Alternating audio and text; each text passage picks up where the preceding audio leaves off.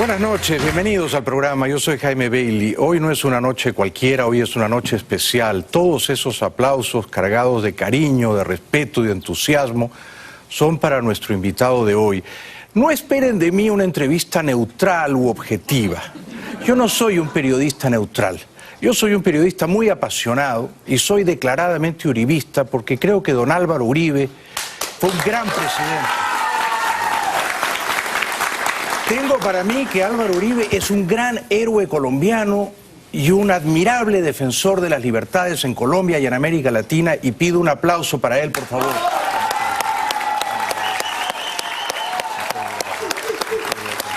Presidente, bienvenido. Muchas gracias por venir. Jaime, muchas gracias a usted. Muy buenas noches. Muy agradecido por la generosidad de este espacio y muchas gracias a las personas que nos acompañan esta noche aquí en el estudio, que han venido con tanta generosidad a pesar de la hora. Apreciamos el esfuerzo que ha hecho, sabemos que llegó esta madrugada a Miami, ha tenido una jornada agotadora y sin embargo ha encontrado reservas para venir. Gracias doblemente, presidente. ¿A qué ha venido a Miami? Ha estado dando unas conferencias hoy y mañana viernes proseguirá, ¿verdad? Jaime, el Grupo Concordia, que es una fundación de dos personas muy jóvenes, de menos de 26 años, Matthew Swift y Nicolás Logothetis, tiene un foro anual en la ciudad de Nueva York, que lo hacen para promover especialmente la integración entre los sectores público y privado. Yo he estado bien vinculado a ese foro. Hoy mañana lo hacen aquí en la ciudad de Miami, hoy estuvimos todo el día en eso, y en esta ocasión ha sido bastante dedicado a nuestra América Latina. Hoy hubo sesiones bien importantes. El mayor coordinador en este evento es el señor presidente Aznar. Con quien tiene usted una relación de amistad, ¿verdad? Fue muy solidario como presidente del gobierno de España y es una persona muy firme.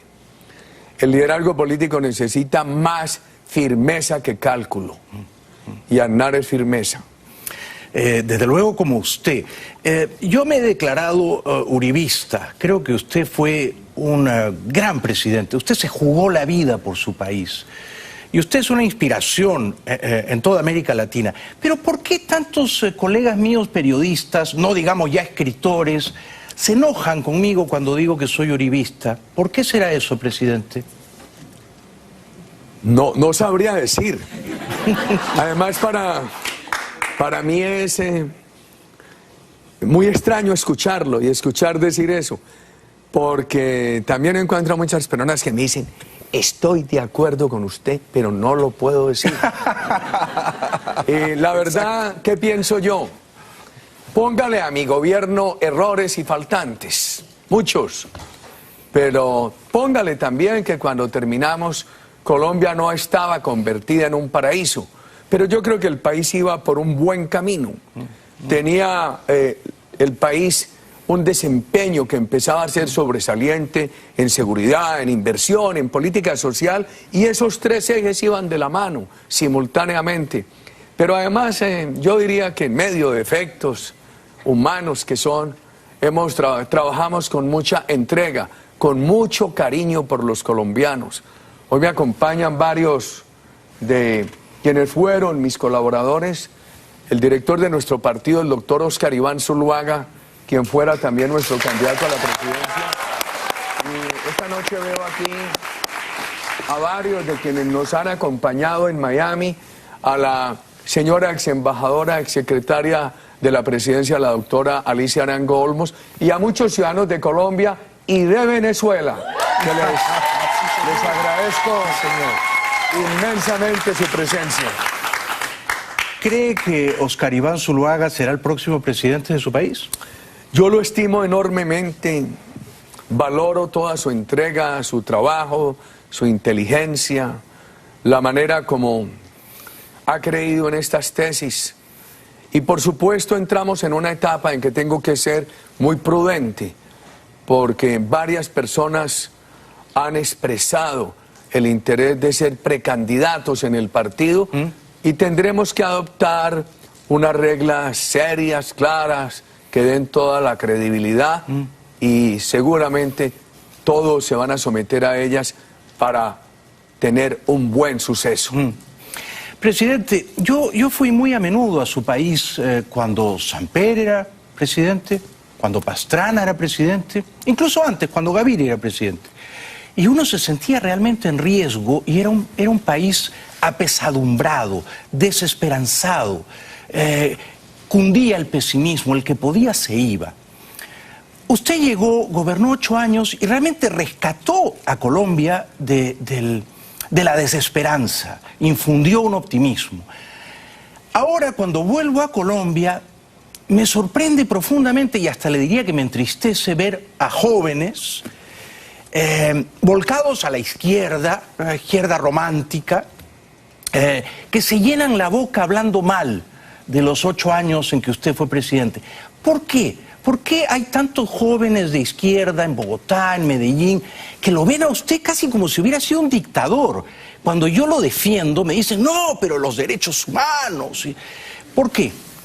A ver, Jaime, muchos estamos en el año, situemos en el año 2002. Muchos jóvenes que hoy tienen 20 años, ¿cuántos años tenían? Tenían 6 años. Sí, exactamente. Han pasado 14 años. Han pasado 14 años. No hay por qué exigirles que sepan cómo era el país. Ahora, yo voy a decirle por qué progresó el país y también por qué hay tanta crítica. ¿Por qué progresó el país? Alguna vez me preguntaban en una universidad norteamericana por qué Colombia reaccionó tan rápido, para bien, a sus políticas y tal país no. Me puse a pensar y dije, ¿por qué Colombia ha sido un país de instituciones? Un país de una gran laboriosidad. La democracia más sostenida del continente. Seguro. En el siglo anterior México tuvo 12 años de interrupción democrática, Colombia solamente 4. ¿Qué hice yo? Simplemente animar ese espíritu de trabajo de los colombianos y ponerme al servicio de ese espíritu, al servicio de las Fuerzas Armadas, de la gente de trabajo, de todas las regiones. Y el país avanzó sustancialmente. ¿Por qué tanta crítica? Unos por desconocimiento, por pasiones. Yo defiendo con ahínco las tesis, no me gusta hacer concesiones a ideologías que le hacen daño a nuestros países. Me regañan mucho, pues dicen que fui confrontacional con Chávez, con Correa. Yo decía que yo no estaba para servir a unas relaciones diplomáticas almibaradas. Almibaradas. Que yo estaba era para defender los intereses de la democracia y los intereses de Colombia. En materia, por ejemplo, de derechos humanos, nuestra política de seguridad fue una política totalmente democrática. No hubo censura de prensa. Yo discutía con algunos periodistas, pero nadie puede decir que lo censuré. Cuando yo llegué a la presidencia, se habían presentado años en que asesinaban 15 periodistas. En los 8 años nuestros, al final, en los últimos 3 asesinaron 3 periodistas. Habríamos querido 0. Y podría darle a usted el resultado de lo que pasó con sindicalistas, de lo que pasó con profesores. Primera vez que Colombia tuvo tantas garantías efectivas, todas en favor de la oposición radical. La izquierda se apoderó electoralmente de la alcaldía de Bogotá, qué desastre, pero fue totalmente respetada por mi gobierno. Alcaldes y gobernadores en todo el país, elegidos por partidos radicales de oposición, tuvieron las mismas garantías que quienes me apoyaban. Entonces se dice que violaciones de derechos humanos de las Fuerzas Armadas. Mire, cuando empezamos a derrotar el terrorismo, ahí empezaron a decir que no estábamos neutralizando terroristas, sino asesinando campesinos. Y yo tomé todas las normas para garantizar transparencia, todas las medidas para garantizar transparencia. Una de ellas, aquí no se oculta nada, todo sale a la luz pública. todo se discute públicamente. Cuando tuve que sancionar con todo el rigor a integrantes de las Fuerzas Armadas, lo hice. Cuando tuve que defenderlos, lo hice. Yo quiero las Fuerzas Armadas, he sido su defensor. Las Fuerzas Armadas de Colombia son las Fuerzas Armadas de la democracia, no de una dictadura. Entonces los he defendido y eso nos gusta. Pero el país gozó de libertades. De lo contrario, no habrían elegido al actual presidente en 2010. Absolutamente. Lo eligieron por la plataforma nuestra, claro. Caudalosamente. Sí, sí, sí. El optimismo del país era enorme. Sí, sí. El optimismo en seguridad, en inversión, en política social. Y le voy a dar una última razón. De toda esa crítica a mi persona, yo continúo en el combate.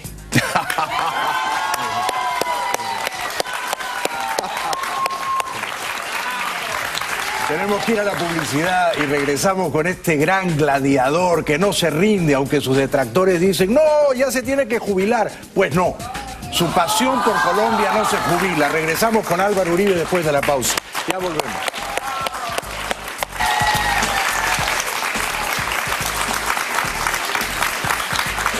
Bienvenidos de vuelta al programa. Ha venido esta noche don Álvaro Uribe, expresidente de Colombia. Y ha venido una multitud, por supuesto, a expresarle su afecto y su admiración y su profunda gratitud. Yo siempre que estoy cerca de usted, le digo, presidente, y no exagero, que usted se ha jugado la vida, literalmente, y más de una vez, por Colombia. Sus enemigos han atentado contra su vida en numerosas ocasiones. ¿Cuándo sintió usted la muerte más de cerca, presidente? Bueno, Jaime, suelo darle gracias a Dios por haberme protegido. Le confieso, yo le rezo a la Santísima Virgen, pero no me detengo muchísimo a pensar en tantos momentos difíciles. En la campaña, pero en la primera campaña de la presidencia, me hicieron varios atentados, que ya habían hecho muchos, siendo gobernador de Antioquia. Y un momento muy difícil fue en la ciudad de Barranquilla, pocos días antes de la elección presidencial. Porque cuando nos explotan un carro bomba o una bomba, yo siento que el jeep nuestro queda muy destruido. Miro para atrás donde venían 3 compañeros, sentí descanso porque los vi bien. Miro afuera y no se ve sino humo, un polvorín, tierra y personas en el suelo. Miro al lado y la persona que iba conduciendo el vehículo de la policía estaba bastante privado. Entonces yo desde el asiento del pasajero manejo el vehículo. No dejo abrir las puertas, lo cojo y lo manejo aquí, por encima de la persona del ciudadano de la policía que lo iba conduciendo, que estaba adormilado, y logro sacar el vehículo bastante destruido sobre los rines, unos metros adelante, unos metros a la izquierda, y me bajo para ayudar a recoger las personas que estaban tendidas en el suelo, y me dolió mucho. Todo eso duele mucho, Jaime. Ya lo creo, presidente. Me atrevo a hacerle estos comentarios a usted porque me da pena después de su pregunta, que sé con toda la nobleza que la formula, pero son momentos muy tristes, no les dedico mucho tiempo, los paso rápido. Hace usted bien, hace usted bien. No remasco el mal recuerdo, le doy gracias a Dios y los paso rapidito, porque muchos me preguntan, es que Uribe es un hombre de odio. No, yo soy de combate. Para combatir hay que tener alegría y no odio.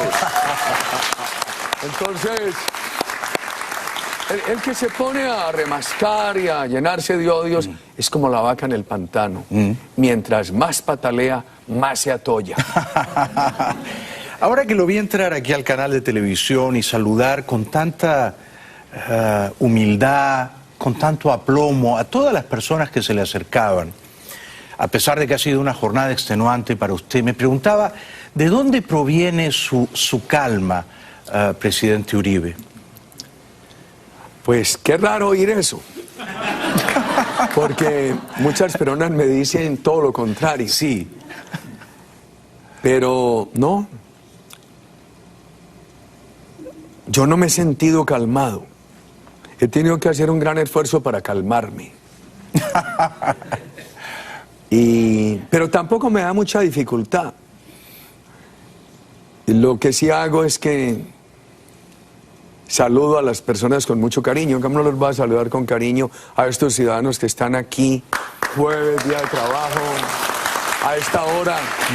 Y cuando uno tiene tanto crítico, es muy agradecido con quienes lo apoyan.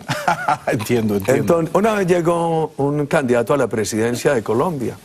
Era candidato en otro país y me dijo: quiero aprender cómo es que usted cómo se relaciona con la ciudadanía, porque mi carrera política ha sido de relación intensa con la ciudadanía. Hace poco, en una investigación judicial, un juez colombiano me preguntó: ¿qué hacía usted en tal campaña? Lo que ya yo hago en la política. Yo soy agitador callejero. Entonces me dijo: ¿usted cómo se relaciona con los ciudadanos de tal y tal manera? ¿Les da la mano? Sí. ¿Quién le enseñó eso? No, eso no lo enseñan en las universidades. Yo caminaba los caminos de mi departamento con mi padre, con mis abuelos. Dábamos a caballo y decía: bájese, quítele el sombrero, dé la mano, hágalo con cariño, mire a los ojos.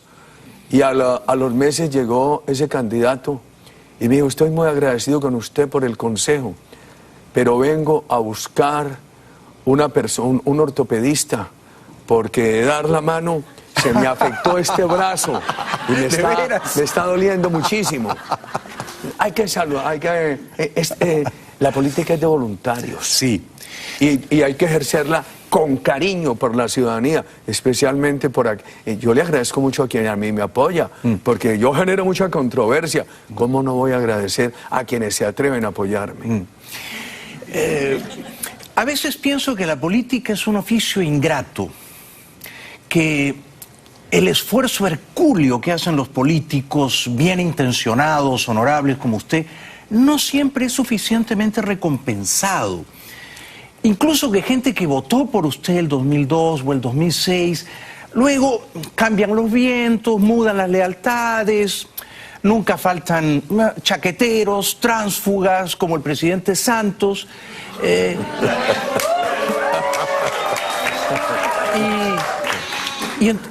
¿Es un poco ingrato el oficio de la política?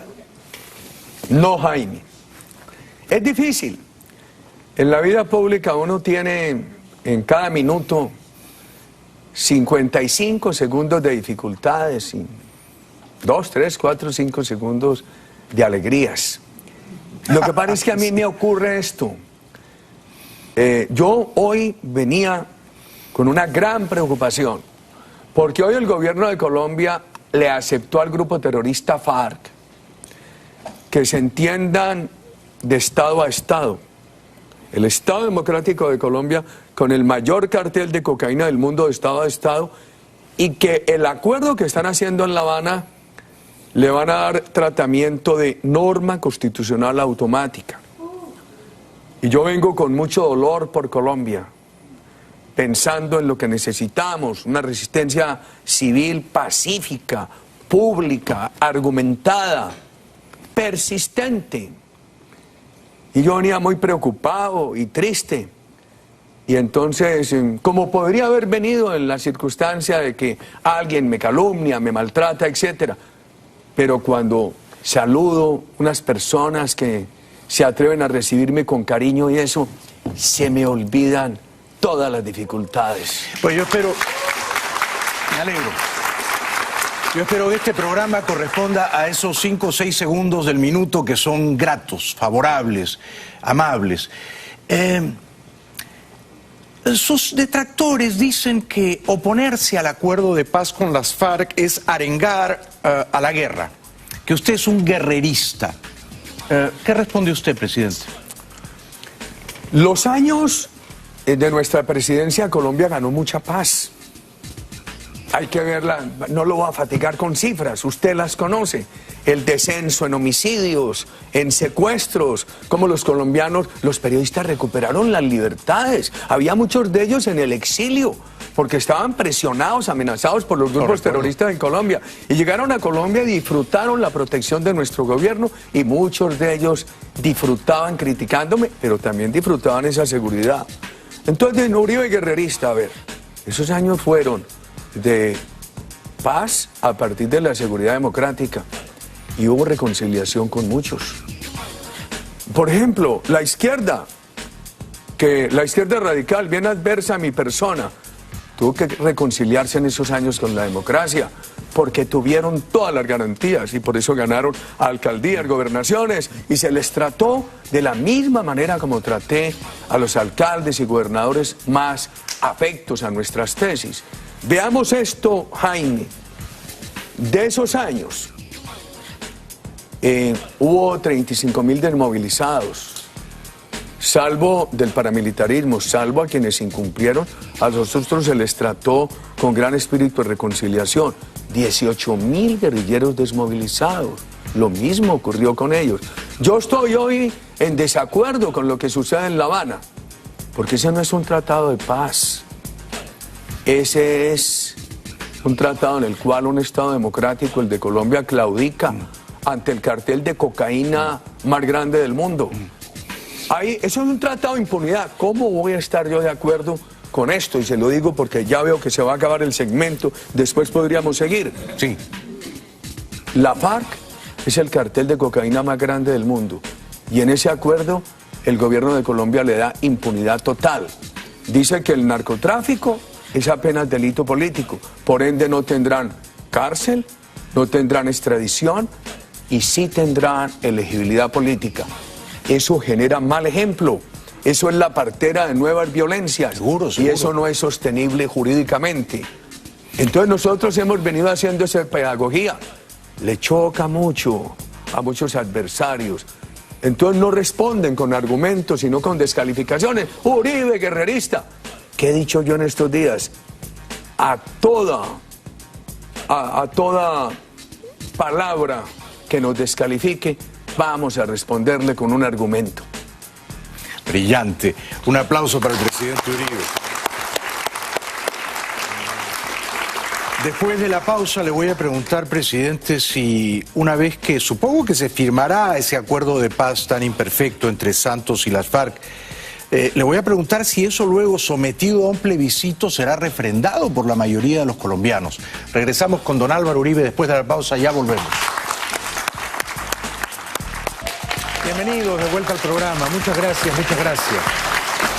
Ha venido el presidente Uribe, que está de visita aquí en Miami, para dar un ciclo de conferencias. Presidente, como usted habrá notado, han venido muchos venezolanos.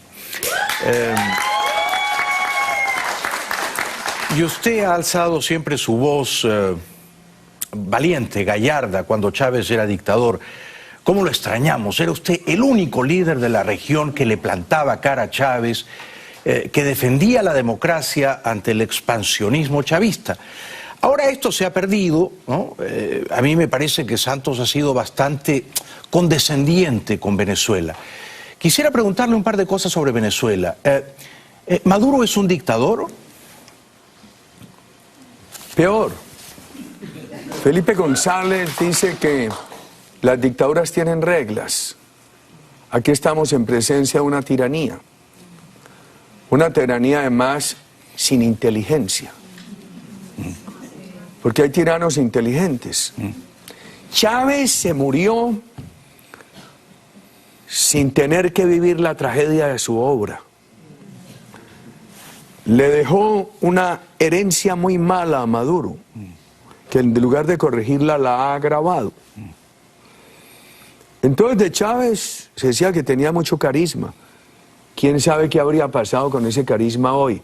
Una cosa era Chávez, el carisma de Chávez con chequera. Otra cosa sería hoy el carisma de Chávez sin chequera, porque quebraron a Venezuela. Muy bien dicho. Y es verdad que Maduro es particularmente incompetente. ¿Cree que llegará al final de su tan discutible mandato, el 2019? ¿Cree que lo desalojarán del poder mediante un referéndum revocatorio? ¿Podemos ser optimistas con el revocatorio? La verdad es que una de las violaciones de la tiranía de Venezuela, la Carta Democrática, es el irrespeto a la transparencia electoral y a los resultados electorales. Eso habría merecido que se hubiera reunido la Asamblea de la OEA, hubiera activado la Carta Democrática y por 2/3 partes de los países signatarios se hubiera suspendido a Venezuela. No lo han hecho. Pero destaco que hoy la OEA tiene un secretario general, el doctor Almagro, que por lo menos es una luz para ayudar a Venezuela. Los venezolanos han tenido que dar esta batalla solos. Los gobiernos de la región han sido muy pusilánimes. Solamente un grupo de expresidentes en los 2 últimos años ha dejado sentir su voz para hablar por los presos políticos en Venezuela, en contra de esa reiterada violación de derechos humanos, etcétera. Termino con esto. Hoy en el foro de Concordia aquí en Miami, yo dije, bueno, las Fuerzas Armadas de Venezuela se supone que es el ejército de los soldados de Bolívar. Van a tener que reflexionar. ¿Van a seguir defendiendo los oprobios de la dictadura, de la tiranía, o van a defender los derechos del pueblo? Y que no me digan que es una incitación al golpe de Estado. Es una incitación a que las armas de la República de Venezuela se pongan al servicio de los derechos humanos, de las libertades políticas, no de la tiranía. Me saco el sombrero. Pero además otra cosa, Jaime, y con esto termino. Hay que retarlos, porque el mundo ha sido muy insolidario. Aquí en Miami hay dinero de boliburgueses. Aquellos amigos del círculo más cercano a Chávez y a Maduro, beneficiarios de la corrupción, que han saqueado la economía de Venezuela y se han traído esos dineros acá, muchos de ellos generales de la República, que han preferido la corrupción que el ejercicio honroso de la noble profesión de militares para defender al pueblo de Venezuela. Me saco el sombrero, es realmente muy infrecuente, presidente. Yo llevo 30 años haciendo entrevistas, de encontrar a un líder político latinoamericano que hable con la lucidez y el coraje de usted. Ojalá hubiera dos como usted, dos. Ojalá Venezuela tuviera un Uribe. Ahora, dentro de esos gobiernos tan bien descritos como pusilánimes con la dictadura chavista, ¿Santos ha sido también pusilánime? Jaime, yo me he propuesto en este momento de tanta dificultad nacional, cuando tenemos que avanzar en esa resistencia civil, hacerlo con argumentos. Entonces le voy a dar parcial respuesta. No me voy a referir al Santos de hoy, usted lo inferirá. Me voy a referir al Santos que era ministro nuestro y aspirante a la presidencia. En ese momento era la voz más crítica del continente contra el chavismo. Buscaba aplausos internacionales hablando mal de Chávez y de Castro. Después, ya usted inferirá.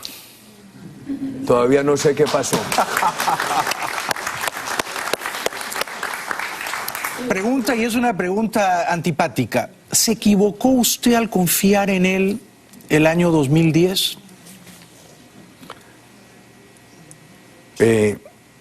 Jaime, déjeme separar la persona de Santos de la plataforma. Nosotros lo elegimos por su adhesión a nuestra plataforma. Yo pensé que el país iba a mejorar mucho. Si Santos hubiera cumplido lo que prometió de continuar nuestras políticas en 2010, las habría podido mejorar. Pero mantener los fundamentos, Colombia estaría en paz. Y él ganó con ese mandato, él ganó con votos uribistas. Yo vivía en Bogotá en aquella época, presidente. Siquiera no se lo tengo que decir yo. No. Porque aparecería jactancioso. No, pero es así. Pero él se separó de esas tesis, tan pronto lo elegimos, y renunció a esto. Colombia estaría en paz si hubieran mantenido esas políticas. Seguramente los cabecillas estarían refugiados en Caracas o en La Habana, pero sin capacidad criminal en Colombia. Pero también ha venido erosionando la confianza de inversión, afectando las posibilidades de coberturas sociales en el país. Mire, está volviendo a crecer el desempleo, el endeudamiento, lo subieron al 50%, tienen la 4ª tasa de tributación más alta del mundo.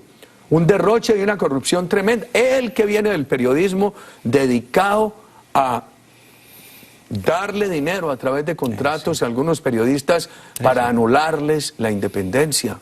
Grave eso. Que me equivoqué yo.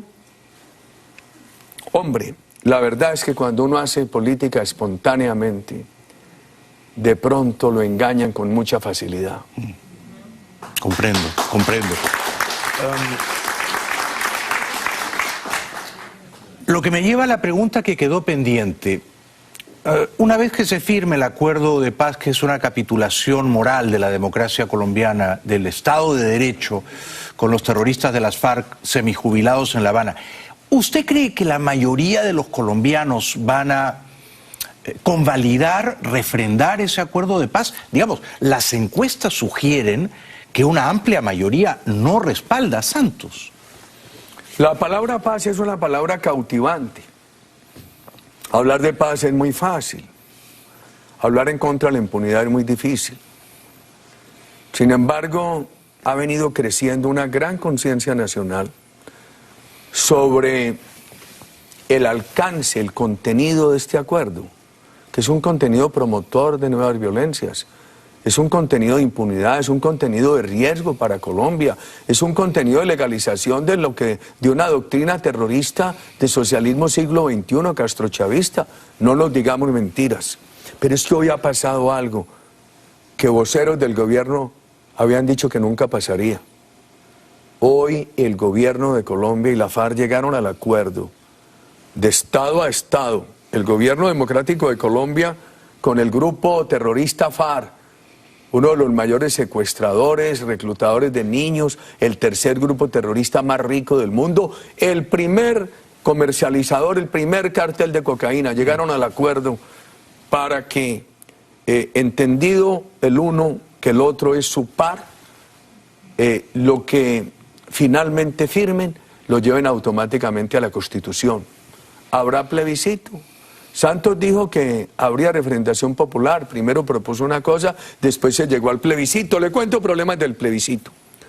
Basta hoy con que voten favorablemente 4.400.000 colombianos, porque bajaron el umbral del 50 al 13%, en un país que tiene casi 50 millones de habitantes. No admiten sino una pregunta. Y nosotros hemos dicho, ¿por qué no hacen varias preguntas? Si a Luciano le preguntan, ¿ustedes quieren la paz? Todo el mundo dice que sí, pero le pregunta, ¿usted acepta este acuerdo de impunidad? Seguramente muchos van a decir que no. Si preguntan, ¿usted acepta que todos los de la FARC puedan ser elegidos? Muchos van a decir, los responsables de delitos atroces no. ¿Usted acepta que esta justicia se le extienda a los militares? ¿Por qué van a someter a las fuerzas militares de la democracia a esa nivelación con el terrorismo? ¿Sabe cuál ha sido la respuesta de Santos? Decir no. El que vote no o el que se abstenga quiere la guerra. Los que quieran la paz tienen que votar el sí. Si ese plebiscito perdiera, sería muy importante para el país, porque sería la oportunidad de decir, tienen que rectificar los contenidos del acuerdo con la FARC. Entonces, ¿qué hemos hecho nosotros? Crear conciencia sobre esto, pero no sobre rumores, no sobre adivinanzas, leyendo los textos de los acuerdos. Presidente, vamos a ponernos en el peor escenario. Se firma un acuerdo de paz con las FARC, es un acuerdo que estimula el crimen porque lo premia, porque convalida la impunidad. Y vamos a suponer que en el plebiscito Santos obtiene 4,5 millones de votos y entonces, muy bien, se aplica el acuerdo de paz, los cabecillas terroristas no van a la cárcel. Y algunos de ellos incluso quizá se postulan al Congreso. Sin embargo, si en 2018 gana el uribismo la presidencia, con mi voto sentimental por supuesto, eso se puede desandar, esos acuerdos lesivos a los intereses de Colombia y quizá también a la Constitución, ¿se pueden corregir, dejar sin efecto? El gobierno y la FARC, en lo que anunciaron hoy, se proponen con esa incorporación automática, utilizando indebidamente los protocolos de Ginebra de 1949, blindar, como dicen ellos, el acuerdo, que sea irreversible. Pero así como en este caso sustituyen la Constitución para legalizar al terrorismo, nada se opondrá que con un proceso constitucional legítimo se derogue lo que haya que derogar. A mí me lo han preguntado, yo digo, hombre, nosotros hablamos con toda franqueza. Si un compañero nuestro, directamente del Centro Democrático o en una coalición, resultara elegido presidente de la República en el 2018, serena y tranquilamente se busca la reorientación de los acuerdos y lo que haya que derogar, se buscará la derogatoria. Y esto hay que decirlo a tiempo. Lo peor que le ha pasado a nuestros países ha sido por falta de oportuna oposición. Esta oposición que nosotros hemos hecho en Colombia es desgastante, de pronto muy incomprendida, pero yo creo que necesaria, a tiempo. Por eso ahora estamos, esta tarde que hablé yo nuevamente de resistencia civil, pública, quiere decir no clandestina, pacífica, argumental, quiere decir no de agravios ni de amenazas, y persistentes, quiere decir en el escenario suyo, firman, incorporan eso automáticamente a la Constitución, hacen el plebiscito, lo gana Santos. ¿Qué hacemos nosotros? Persistir, seguir la oposición, seguir luchando, porque en algún momento lo mal hecho se derogará. Miren, las leyes de punto final de Argentina y Chile las derogaron. La del Salvador de 1992 la inaplican. Y es el mismo caminito de Colombia. El gobierno de Santos muy hábilmente dice que es distinto. Y le preguntan, ¿por qué distinto? Él dice, no, es que si bien al narcotráfico se le va a dar impunidad, porque no lo llevarán a la cárcel, tampoco los extraditarán y les darán elegibilidad, dicen que en el caso de los delitos atroces habrá justicia. Nosotros decimos que no. Le basta a la FARC reconocer un delito atroz para no ir a la cárcel. Entonces, ¿se ha visto eso? Y en cualquier caso los pueden elegir. Eso jurídicamente es insostenible. Insostenible. Porque eso es contrario a la Convención Americana de Derechos Humanos, al Estatuto de la Corte Penal Internacional y a la tradición democrática de prohibición de elegibilidad política a los responsables de atrocidades. Entonces, y además genera mal ejemplo. Mire, Jaime, en 3 años de oferta de impunidad, la FARC ha pasado de 6.800 a más de 17.000 integrantes. Triplicado el número de combatientes armados. El ELN estaba desaparecido, desarticulado. Hoy tiene, con el apoyo de Maduro y con personas de la FARC que se han ido a utilizar el uniforme del ELN, nuevamente capacidad criminal. Las bandas criminales se han multiplicado por 5. Sí. Y mire este problemita. El país había bajado de 170.000 hectáreas de coca al inicio del Plan Colombia a 43.000. En diciembre del año pasado estaba en 159.000. Casi 4 veces más. Y el consuelo que Santos nos da a los colombianos es que con la FARC y el ELN va a combatir la droga, buscando los ladrones de celadores. ¿Cómo le parece? Entonces, hay que persistir en la lucha. Si hay una voz, presidente, que no se debe apagar, que necesitamos viva, es la suya. Sí, absolutamente. Dios le dé larga vida, longeva vida a don Álvaro Uribe. En 50 años no estaremos aquí y los libros de historia recogerán la grandeza de su legado. Santos será el camarada Timochenko Santos. Una anécdota al pie de página, presidente. Usted es Messi. Regresamos con Álvaro Uribe.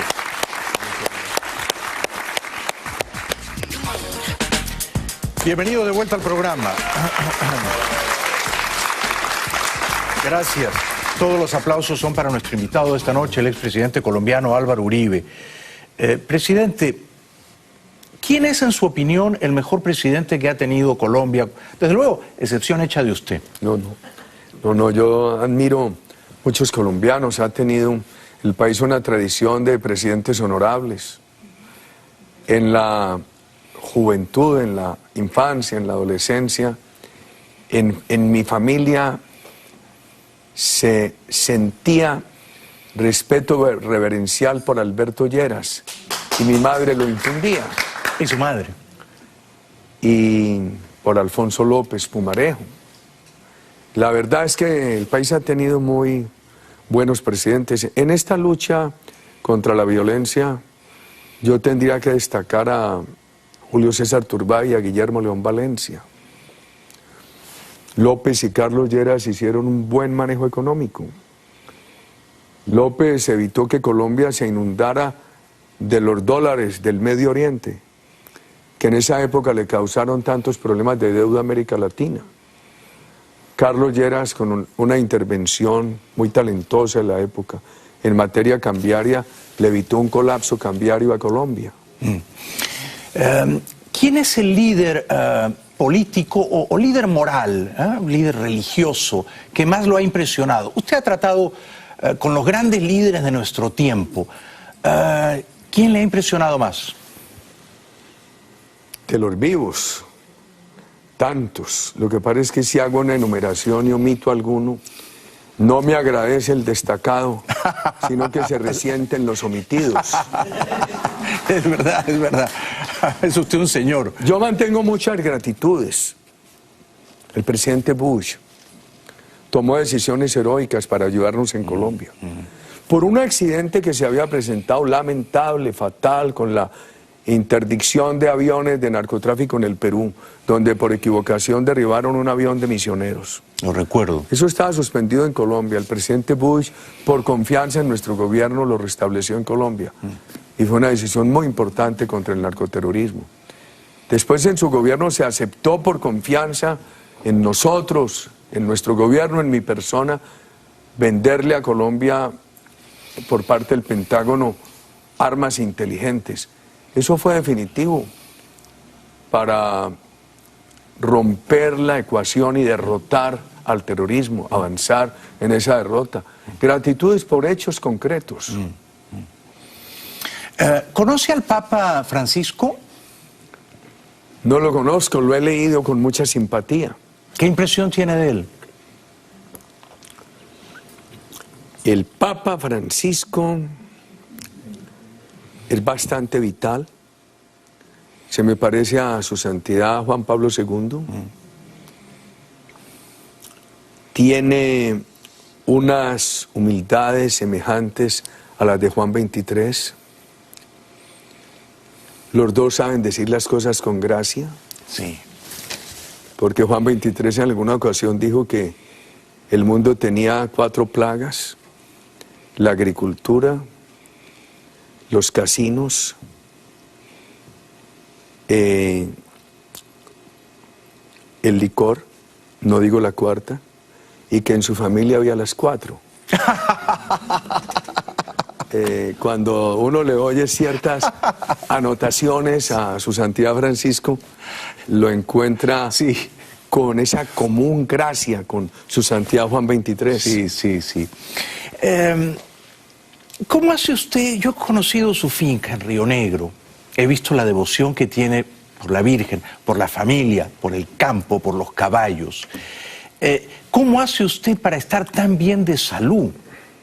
Habiendo tanta gente, enemigos, detractores, contradictores, gente biliosa, que se ensaña con usted y cada vez que nos vemos, usted tiene ya 60 y pocos años, pero parece que tuviera 50. Pronto lo voy a pasar a usted en edad, presidente. ¿Cómo hace para estar tan bien? Jaime, ¿qué hago yo? Cuénteme el secreto. No, yo por ejemplo ahora, si puedo estar sábado y domingo en la noche en la casa, ya no me voy a acostar a las 3 o 4 de la mañana, sino a las 7 de la noche. Cada que puedo, brego a hacer deporte, hago yoga nidra y también rezo. Yo diría, para confesar la verdad, no tanto por devoto, sino por sobregirado. Esa frase es el titular de la entrevista. Regresamos después de la pausa con el gran Álvaro Uribe. Ya volvemos. Gracias. Presidente Uribe, para terminar, yo lo vi montando a caballo. Qué familiaridad con ese animal tan noble. Nosotros vivíamos, estando pequeños, en una finca en la zona cafetera. Había muy poquitos vehículos en la época, carreteables que eran caminos de herradura. Mi madre, a mi hermano y a mí nos enseñaba las primeras letras y nos enviaba donde una maestra que enseñaba en otra finca. Íbamos a caballo. El tema de los caballos para mí es de vida, de nacimiento. No es hobby ni afición adquirida. Mi señora dice que son mis psiquiatras. Pido un aplauso de pie para Álvaro Uribe esta noche. Gracias, presidente. No, Jaime, muchas gracias.